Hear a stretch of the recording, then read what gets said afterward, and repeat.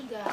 Di sini aku akan sedikit menjelaskan tentang apa yang aku dapat atau apa yang kita pelajari di pertemuan ketiga mata kuliah film dokumenter bersama Padi.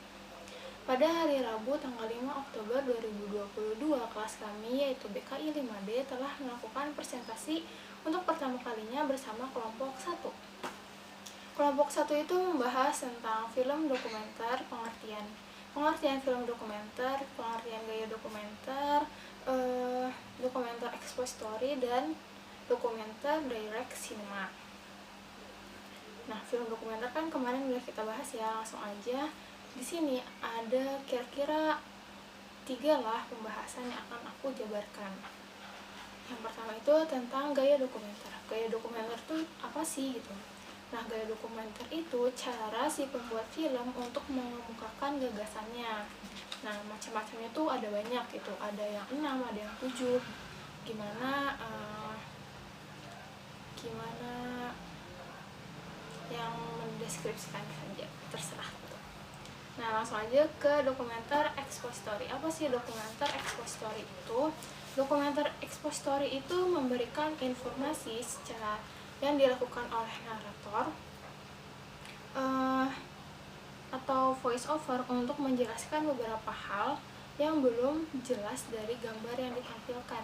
Jadi dokumenter expository itu film dokumenter yang menggunakan narator gitu dalam menjelaskan gambar-gambar yang ditampilkan gitu.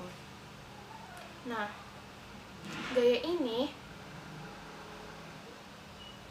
poinnya itu ada pada suara dan teks yang ditampilkan. Jadi suara narator dan teks yang ditampilkan di film itu tuh jadi poin penting di film dokumenter expository dibandingkan gambar-gambar yang ditayangkan gitu.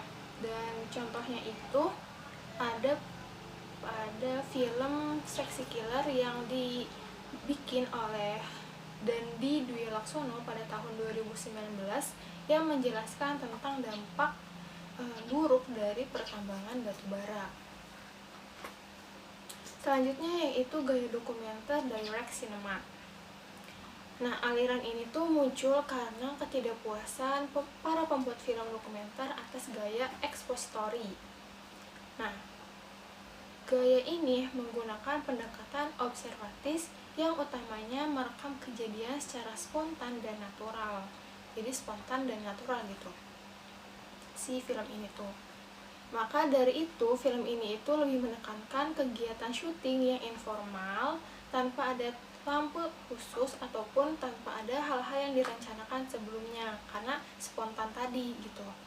Nah, film ini juga para pembuat film ini juga harus sabar karena film ini itu menunggu kejadian signifikan yang terjadi di hadapan kamera. Mungkin hanya itu learning journal yang ketiga hari ini. Sampai jumpa di learning journal yang keempat. Dadah.